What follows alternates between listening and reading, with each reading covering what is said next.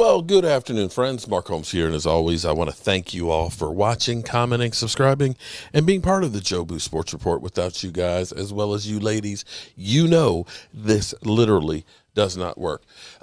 Happy 4th of July day off on the 5th, and this day is actually very significant because in exactly 1 month from today, our Dallas Cowboys will be getting ready for their very first preseason game of the 2021 season, and I can't wait. I literally just can't wait, and we will be there. We will be there at the Hall of Fame game, and it should be a great event. We're going to be showing you the sights and the sounds and everything that's going on, of course, at the Hall of Fame.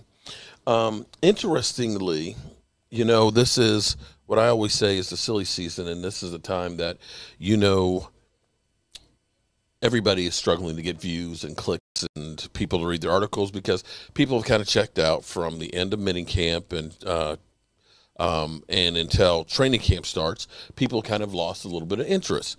Now, of course, in 2 weeks and 2 days, the Cowboys go to training camp, and that stuff will ramp up. And when we think about how the Dallas Cowboys are the draw, the thing that's funny is the way a lot of things are reported are done where it's looking for the gotcha, the narrative of making you think something that may not be there. You know, like Colin Cowherd on Friday was saying, oh, no team has, you know, gone to the Super Bowl the season that they were on Hard Knocks. Well, yeah, typically it's because those teams typically are teams that have had bad seasons and aren't going to turn it around in one season. The NFL rules, they are criteria. Oh no, you know, we're not going to go on there because, you know, we don't want to. They couldn't if they wanted to. There were only 5 teams that were eligible to be on Hard Knocks. The criteria are that you can't have a first-year coach, okay? Any team that has a first-year coach, you're out of the thing. If you've been in the playoffs for the last 2 seasons, you can't be on there. And so that limits the amount of teams that you have in there. The Cowboys, the Giants, the Cardinals, the Jets, and Denver were the 5 teams that were eligible to be on Hard Knocks. Whether we're talking about Hard Knocks or not, most of those teams coming off the seasons that they are in, you wouldn't think have a chance to go to the Super Bowl anyway. And typically those teams are teams that are, you know, bad. You know, when you had the Raiders a couple of years ago, well, the Raiders, let's be clear, they fired their coach and brought in John Gruden, who has yet to have a winning season in the 3 years he's been there.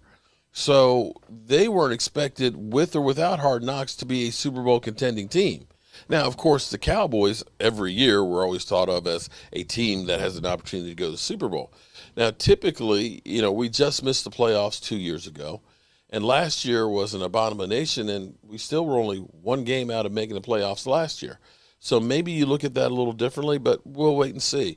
And as I like to think, nothing happens until it does. So at some point, somebody will be on Hard Knocks and go to the Super Bowl possibly. So another one of these things that came about that I saw today, and I'm sorry it's taken a while to get here. I know somebody's going to comment and say, it took you 3 minutes to get to that. Okay. ESPN, which is following the narrative of we want clicks.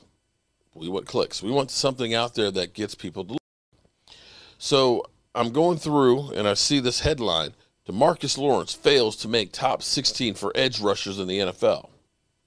Piques your interest. Oh, we have a lot of Cowboy fans out there that say, you know, D-Ware, he's overpaid. Well, there's a old saying, a jack of all trades and a master of none, which means you're good at everything, but you're not necessarily outstanding or just, this is my niche. This is the thing that I'm good at. DeMarcus Lawrence is a great run stopper. He's a good edge rusher. He's a good pass rusher. If you take collectively everything that he does, he's in the top 5. If you take individual pieces of that, you may not be the top of it. But I want to go through this article here and let you make up your own mind. This is the article, and let me go through. I can't show you up on the screen because my computer's dead. And it's funny how these stories all start out, because I was talking about one this morning. Now is the dead time in the NFL. Just like I said, between the end of mandatory minicamps and the beginning of training camps is full of lull in NFL news. As such, a lot of ranking and article speculation piece, since a new real news is pretty scarce. ESPN is getting to act by ranking the top 10 players at specific positions over the next couple of weeks. They also include 6 players who got votes, so they really make the list of the top 16. So they're starting the list out with edge rushers. So edge rushers, they survey 50 league executive, coaches, scouts, and players to come up with their rankings. Okay? DeMarcus Lawrence isn't on the top 16 of this list. The list they have, and they have it because they talk about DeMarcus Lawrence has only 11.5 sacks over the last 2 seasons, which is true. He had double-digit sacks the previous 2 years before. DeMarcus Lawrence, it was funny because we drafted Taco Charlton because we really didn't know about DeMarcus Lawrence. We were at a point where you looked at the defense and said, who's going to be rushing the passer? One of the best pass rushers we actually had at the time was Tyrone Crawford. This is pre-double hip surgery. And so we drafted Taco thinking he was going to be that, because DeMarcus Lawrence had come off a season where he had back surgery, had been suspended, and had 1 sack. DeMarcus Lawrence came out, and I believe he had 13.5 sacks that year, and I think 11.5 the following year. And you looked at that and said, oh, my God, this guy is an absolute beast. Well, the sack numbers have come down because he faces a lot more double teams. Teams understand he's the guy you must stop. But he's also really good at just being part of stopping the run as well, because there is a slight difference in there. If you have just a pure pass rusher, and I can say Robert Quinn, who had 11.5 sacks with us the year before, was just a great pass rusher. He was terrible in the run, because the reality is he gets so far upfield, you could run inside of him. He'd be effective in the passing game, but very susceptible to the run. DeMarcus Lawrence is better at taking care of both of those needs. You don't have too many guys that end up running inside of him. He has more tackles for loss. So as an all-around player, he is a better all-around player than, per se, some of these guys on the list. Let's look at the list here of who they have, and you can decide for yourself who are the ones that are better or worse. They have Myles Garrett. Myles Garrett would be hard to disagree with. T.J. Watt, same thing. And then we have Von Miller, Chase Young, Nick Bosa, Cameron Jordan, Dale Hunter, Shaq Barnett, DeVaris, Frank Clark, Brian Burns, Matt Juden, and Bud Dupree. So it's not like it's a list of guys on here that are, suck.